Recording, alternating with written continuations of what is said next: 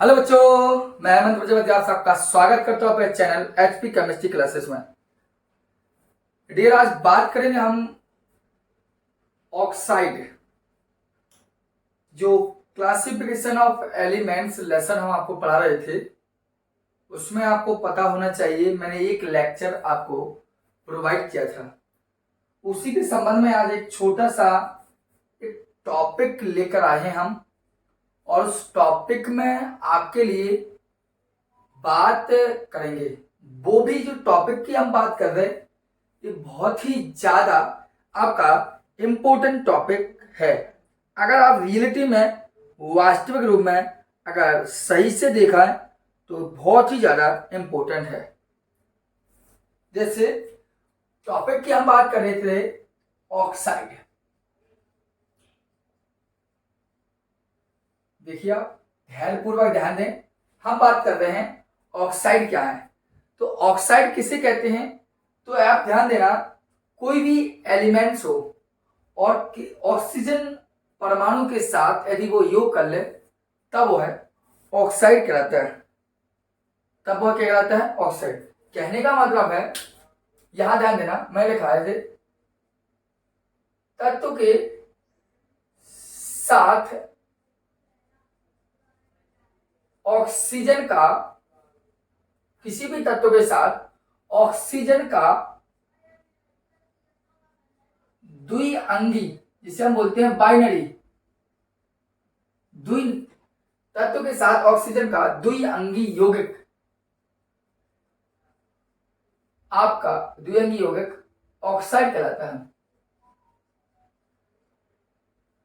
Oxide कहलाता है। इस बात को आप ध्यान रखेंगे। मतलब अगर क्वेश्चन आपसे पूछे कि ऑक्साइड होते क्या है, तो थोड़ा ध्यान देना वर्ड पर। तो ऑक्साइड मैंने बताया कि कोई भी एलिमेंट्स हो और वो किसी ऑक्सीजन के साथ मिल जाए तो वो ऑक्साइड कहलाएगा। लेकिन वो भी ऑक्साइड कैसा होना चाहिए? बाइनरी होना चाहिए। बाइनरी का मतलब कोई मेटल आपका एम है और ऑक्सीजन के साथ जुड़ गया एमओ, मतलब एक मेटल होगा तो एक ऑक्सीजन, केवल यही दो। ऐसा नहीं कि एक मेटल हो गया, ये कोई ऑक्सीजन हो गया, या कोई एक अन्य सल्फर हो गया, या कोई अन्य कोई जोड़ रहे। केवल द्विअंगी, दो भिन्न परमाणु हो जाए, आपस से जुड़ जाए, तभी वह ऑक्साइड कहलाएगा। तो आपने देखा क्या है, मैंने कहा कि ऑक्साइड क्या है, तो मैंने कहा तत्व के साथ ऑक्सीजन का द्विअंगी यौगिक ऑक्साइड कहलाता है। देर आपको बता दूं, ऑक्साइड आपके कई प्रकार से हो सकते हैं। धातु का भी ऑक्साइड हो सकता है, अधातु का भी ऑक्साइड हो सकता है, और इसके साथ साथ आपके देखा जाए तो उभयधर्मी ऑक्साइड हो सकते हैं, और देखा जाए तो आपके उदासीन ऑक्साइड भी हो सकते हैं। लेकिन इस बात को हमेशा ध्यान देना कि ऑक्साइड मैंने कहा धातु का भी हो सकता है और अधातु का भी। लेकिन जो धातु का ऑक्साइड होता है वह हमेशा क्षारीय प्रकृति का होता है।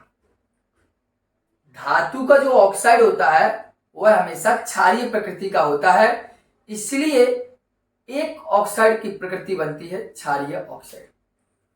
और जो अधातु का ऑक्साइड होता है वह होता है अम्लीय प्रकृति का, या उसका जलीय विलयन अम्लीय होता है, इसलिए ऑक्साइड का प्रकार बन सकता है अम्लीय ऑक्साइड। तो ध्यान देना, मैंने कहा एक कई टाइप का हो सकता है। जैसे पॉइंट बाई पॉइंट समझाने का प्रयास करूंगा। जैसे मैंने कहा एक आपका क्षारीय ऑक्साइड, देखिए क्रम से बात कर रहा हूं इसलिए आपको टाइम लगेगा, लेकिन बढ़िया रहेगा सिस्टम से। मैंने कहा कोई भी ऑक्साइड होगा, सपोज दे समझ लीजिए ये ऑक्साइड लिखा मैंने यहां पर। मैं कहता हूं ऑक्साइड आपके दो टाइप के हो सकते हैं, एक मेटल का और एक ऑक्साइड हो सकता है नॉन मेटल का। एक ऑक्साइड होगा वो मेटल का बन सकता है, और ये ऑक्साइड आपका नॉन मेटल। लेकिन इस बात ध्यान देना, जो मेटल का ऑक्साइड बनेगा वह हमेशा बेस होगा, क्षारीय होगा, और नॉन मेटल का जो ऑक्साइड बनेगा वो हमेशा एसिड होगा। मैंने क्या कहा, ऑक्साइड मूल रूप से हमारे हिसाब से मानते इसी प्रकार के हैं कि ऑक्साइड दो टाइप के, मेटल वाले ऑक्साइड अर्थात धातु वाले, नॉन मेटल अर्थात अधातु वाले। अगर मेटल वाले, अगर कोई भी मेटल का ऑक्साइड हो, मेटल का ऑक्साइड हो, धातु का ऑक्साइड हो, तो वो हमेशा बेस होगा अर्थात क्षारीय होगा। और नॉन मेटल का ऑक्साइड हुआ वो हमेशा अम्ल होता है। ऐसा क्यों होता है वो हम आपको बताएंगे। इतनी बात आपको मस्तिष्क में आ चुकी होगी कि धातु का ऑक्साइड या अधातु का ऑक्साइड होता क्या है। एक बार की रोकेंगे आप लोग।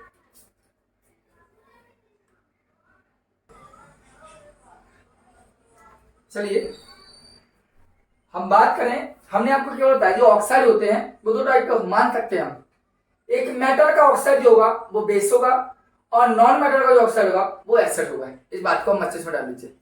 जिनमें से हम एक एक पर बात करते हैं, जिसमें सबसे पहले यदि हम बात करें आपके लिए तो ध्यान देना भाई बोर्ड पर। मैंने हैंडल हुई क्षारीय ऑक्साइड, तो हम लिख सकते हैं क्या कि हम लिख सकते हैं कि धातु के ऑक्साइड आयनिक व क्षारीय प्रकृति के होते हैं। क्योंकि धातु क्या है, एक मेटल है जो इलेक्ट्रॉन को दान करती है और इलेक्ट्रॉनों के स्थानांतरण वाला फंडा बनता है इसमें, इसलिए वो आयन आते हैं उस पर Na+, Ca2+, Mg2+ आयन आते हैं। इसलिए लिखा है धातु के ऑक्साइड होंगे वो आयनिक तो होंगे, साथ साथ में क्या होंगे, क्षारीय प्रकृति के होते हैं। अगर क्वेश्चन पूछे कि धातु के ऑक्साइड क्षारीय क्यों होते हैं तो हम लिखेंगे क्योंकि ये जल से क्रिया कर, ध्यान देना, ये जल से क्रिया कर, पानी से क्रिया करते हैं तो जल से क्रिया करके बनाते हैं क्षारीय विलयन बनाते हैं। इस बात को आप ध्यान देना।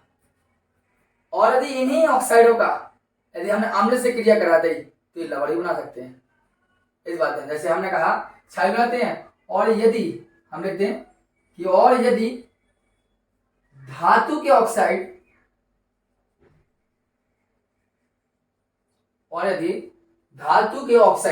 किससे क्रिया करें, अम्ल से क्रिया करें, अम्ल से क्रिया कर लवण बनाते हैं। तो एक बात मस्तिष्क में डाल लीजिए, हमने आपके सामने केवल इतनी जानकारी दी कि क्षारीय ऑक्साइड होते क्या। मैंने कहा कि जो धातु के ऑक्साइड होंगे वो क्षारीय प्रकृति के होंगे। क्यों होंगे, क्योंकि ये जल से क्रिया कर क्षारीय विलयन बनाते हैं, या आप कह सकते हैं कि क्षार बनाते हैं। और दिन की क्रिया अम्ल से हम करा दें तो ये लवण बनाते हैं। जैसे एग्जाम्पल ध्यान देना, जैसे एग्जाम्पल की हमने देर बात करें आपसे तो ध्यान देना, धातु हुआ सोडियम, इसका ऑक्साइड Na2, धातु हुआ पोटेशियम, इसका K2, धातु हुआ कैल्शियम, इसका CO, धातु हुआ बेरियम, इसका ऑक्साइड BO। बस में तो ये फर्स्ट ग्रुप के एलिमेंट के लिए, ये सेकंड ग्रुप से एलिमेंट, प्रथम वर्ग के अंतर्गत आती धातु है, ये सेकंड वर्ग के अंतर्गत आती है। तो ये सब क्या है, ये सब के सभी की सभी ऑक्साइड ये क्षारीय ऑक्साइड है। Na2O, K2O, CaO, BaO, ये सभी के सभी क्षारीय ऑक्साइड है सर। क्यों है, क्योंकि मैंने कहा कि यदि इसकी क्रिया आप जल से कराते हैं तो क्षारीय विलयन बनाते। देखो लिया हमने Na2O, देखो हम करा रहे हैं जल से क्रिया है तो जल लिया, आप देखिए खोल, 2 सोडियम 2 हाइड्रोजन 2 ऑक्सीजन, तो 2 है तो 2 Na बनाना क्षार सोडियम हाइड्रोक्साइड। और ये सोडियम हाइड्रोक्साइड बनाता है अर्थात क्षार बनाते हैं, इसी को कहा जाता है क्षारीय ऑक्साइड। जैसे नहीं समझ में आया देखिए लिखिए CaO और लिया H2O, देखिए क्या होगा Ca 2 ऑक्सीजन 2 हाइड्रोजन CaOH का होल पर बनाना क्षार। जैसे देखिए लिया हमने K2O करा के लिया H2O से, देखो 2K 2 हाइड्रोजन 2 ऑक्सीजन 2KOH, तो सबके सबका बन रहे क्षार। और यदि हमने यही कहा कि यदि धातु की ऑक्साइड, देखो यदि धातु की ऑक्साइड अम्ल से क्रिया करें तो लवण बनेगा। तो धातु का ऑक्सीजन ले लिया हमने Na2O और अम्ल ले लिया HCl। चल देखो कोई दिक्कत है, H जाएगा O के पास तो बना दिया H2O, यहाँ 2 लगा 2 सोडियम 2 क्लोरीन, लवण बनेगा 2NaCl। कुछ ही उठा लीजिए। चलो धातु ऑक्साइड लिया कैल्शियम ऑक्साइड, इसके आमने से क्रिया कराए देखो HCl होगा क्या, सी जाएगा CaCl2 बनाएगा, दो हाइड्रोजन जाएगा ऑक्सीजन था तो एक जल का अणु बनेगा। तो आपके सामने स्पष्ट रूप से तो कहने का मतलब है, मैं आशा करता हूं कि आपको क्षारीय ऑक्साइड समझ में आया होगा। मैं एक बार क्लियर करूं, मैंने कहा तत्व के साथ ऑक्सीजन का द्विअंगी यौगिक जो होगा वो ऑक्साइड कहलाएगा। ऑक्साइड धातु का भी है अधातु का भी है, और कुछ ऑक्साइड ऐसे भी होते हैं ना तो वो धातु में आते ना धातु में आते हैं, और कुछ ऐसा होते हैं कि किसी से क्रिया ही नहीं करते। ठीक है, तो कहने का मतलब क्षारीय ऑक्साइड में कहा कि जो धातु के ऑक्साइड होंगे वो क्षारीय प्रकृति के थे। क्यों? क्योंकि हम जल से क्रिया कर क्षार बनाते हैं, और अगर इनकी अम्ल से क्रिया कराते हैं तो लवण बन जाए। देखो क्षार से जल से कराए तो क्षार, और अम्ल से क्रिया कराए तो देखो लवण बनेगा ना, कैल्शियम क्लोराइड सोडियम क्लोराइड आपके सामने स्पष्ट रूप से। तो ये आपके स्पष्ट रूप से आप समझते होंगे, इन्हें बोलते हैं ऑक्साइड। इन्हें क्या कहते हैं हम? ऑक्साइड कहते हैं। अब ऑक्साइड आपको समझ में आए होंगे क्षारीय ऑक्साइड हो गया। अब हम बात करते हैं अम्लीय ऑक्साइड पर। आइए इसको रिटर्न अलग करते हैं हम। अगर अम्लीय ऑक्साइड जस्ट इसकी विपरीत होगा काम। अगर अम्लीय ऑक्साइड की हम बात करें तो अम्लीय ऑक्साइड का मतलब होता है ऐसे ऑक्साइड जो किससे क्रिया कर ले, मतलब अधातु का ऑक्साइड कैसा होता है? अम्लीय होगा। तो जस्ट उल्टा होगा। देखिए दूसरी बात करें हमने अम्लीय ऑक्साइड। एक वीडियो में आपको पूरा का पूरा ऑक्साइड क्लियर होगा, यह मैं पूर्ण प्रयास करूंगा। ठीक, मैंने कहा अम्लीय ऑक्साइड की बात करें तो हम वही बात क्या कि अधातु का ऑक्साइड, अधातु का जो ऑक्साइड होता है, अधातु का ऑक्साइड अम्लीय होता है। क्यों होता है? तो क्योंकि अधातु का ऑक्साइड मैंने कहा अम्लीय होता है क्योंकि यह जल से क्रिया कर।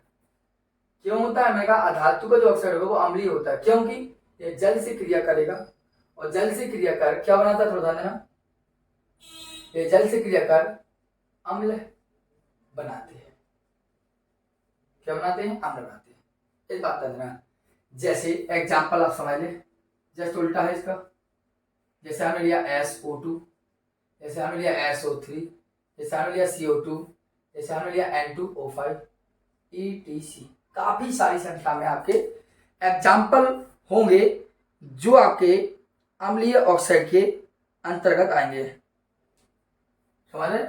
जैसे और भी लेना हो तो ले सकते हैं SiO2 N2O3, जी सबके सब क्या है आपके, इस सभी के सभी आपके अम्लीय ऑक्साइड हो गए। और एक थी और B2O3, इस सबके सब क्या है? अम्लीय ऑक्साइड। देखो मैंने कहा अम्लीय ऑक्साइड का मतलब होता है ऐसे ऑक्साइड जो अम्ल से, अधातु का ऑक्साइड अम्लीय होता है क्योंकि ये जल से क्रिया कर अम्ल बनाते हैं। तो हमने कहा अधातु का ऑक्साइड अम्लीय होता है क्योंकि जल से क्रिया कर अम्ल बनाते हैं। जैसे कि आप देखिए सल्फर अधातु, कार्बन अधातु, नाइट्रोजन अधातु, सिलिकॉन अधातु, और नाइट्रोजन अधातु, बोरॉन अधातु, सब अधातु।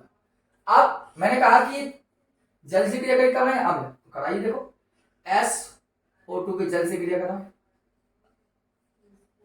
देखो क्रिया करेगा, सीधे जोड़ दीजिए H2SO3, H2 यहाँ SO3, इसे बोलते हैं सल्फ्यूरस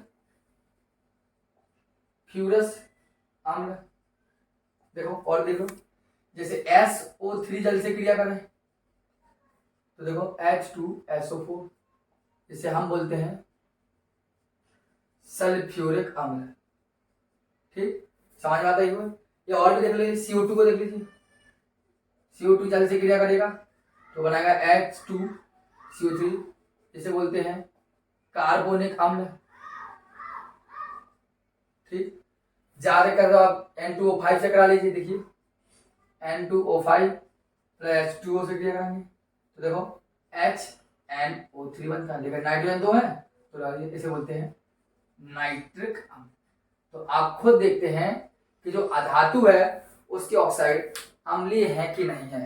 देखिए आप सभी के साथ जल से क्रिया कर अम्ल बना रहे हैं, और जो जल से क्रिया कर अम्ल बनाएंगे उन्हीं को बोलते हैं हम अम्लीय ऑक्साइड। तो आशा करते हैं कि आपको इतनी बात समझ में आई होगी मेरी। अब लेकिन अगर हम बात करें उभयधर्मी ऑक्साइड की, एक मिनट के लिए रुकेंगे आप थोड़ा।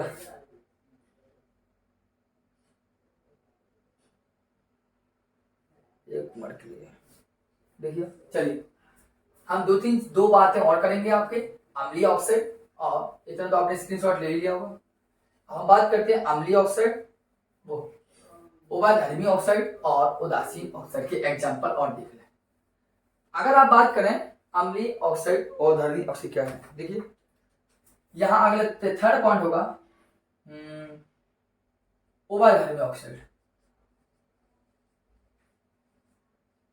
उभयधर्मी ऑक्साइड, उभयधर्मी ऑक्साइड ऐसे ऑक्साइड होते हैं प्रकार कॉमन ऑक्साइड है जो अम्ल और क्षार दोनों से अभिक्रिया कर लें, वही को बोलते हैं उभयधर्मी ऑक्साइड। उन्हें क्या बोलते हैं सर? उभयधर्मी ऑक्साइड। देखिए सुनिए को, उभयधर्मी ऑक्साइड मैंने कहा कि उभयधर्मी ऑक्साइड ऐसे ऑक्साइड होते हैं जो अम्ल और क्षार इन दोनों से क्रिया करते हैं।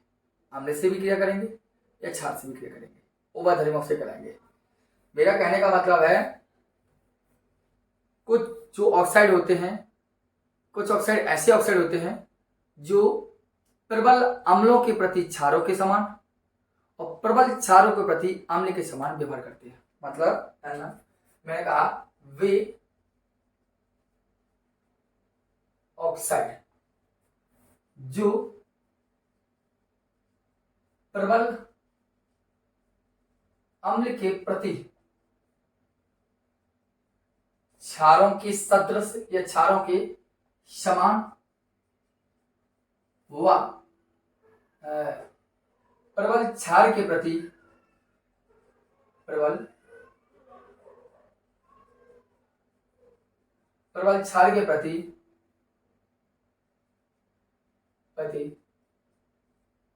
अम्लों के समान व्यवहार दर्शाते हैं। देखिए मैंने कहा उभयधर्मी ऑक्साइड होते क्या है, तो हमने कहा कि वे ऑक्साइड जो प्रबल अम्ल के प्रति क्षार के समान और प्रबल क्षार के प्रति अम्ल के समान व्यवहार दर्शाते हैं, अर्थात जो अम्ल और क्षारों दोनों के साथ अभिक्रिया कर सकते हैं। लिख सकते हैं अर्थात वे ऑक्साइड जो अम्ल व क्षार के साथ अभिक्रिया करते हैं। एग्जाम्पल में आपके लिए क्या है, तो देखिए जैसे कि लिखा BeO, Al2O3, ZnO, PbO और SnO etc। काफी एग्जाम्पल है जो आपको समझ में आ जाएंगे। तो मैंने आपके लिए केवल इतना कहा उभयधर्मी ऑक्साइड होते क्या, तो मैंने कहा कि वे ऑक्साइड जो प्रबल अम्ल के प्रति क्षारों के समान और प्रबल क्षार के प्रति अम्लों के समान व्यवहार करते हैं। या ऐसा नहीं समझना तो हमने ब्लैक कलर में लिखा है कि वे ऑक्साइड जो अम्ल व क्षार के साथ अभिक्रिया कर सकते हैं, मतलब दोनों के समान, दोनों से अभिक्रिया कर सकते हैं, वे उभयधर्मी ऑक्साइड कहलाते हैं। जैसे BeO barium oxide, aluminium oxide, zinc oxide, lead वाला और टिन वाला, ये सभी के सभी ऑक्साइड आपके उभयधर्मी ऑक्साइड होते हैं। इतना आप नोट कीजिए थोड़ा।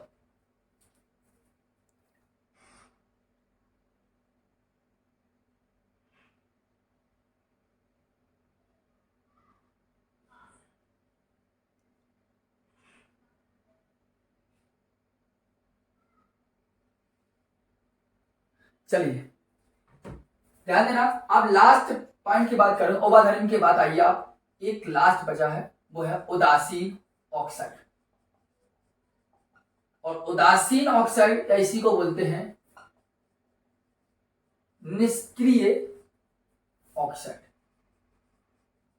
उदासीन ऑक्साइड का मतलब ही है बिल्कुल उदासीन होना, और बिल्कुल उदासीन होने का मतलब है ऐसे ऑक्साइड मानते हैं जो जल से या अम्ल से या क्षार के, वे ऑक्साइड, ध्यान देना फिर समझा सकूं आपको, इससे आप व्हाइट बोर्ड देख भी सकेंगे। वे ऑक्साइड जो जल से या अम्ल से या क्षार के जलीय विलयन से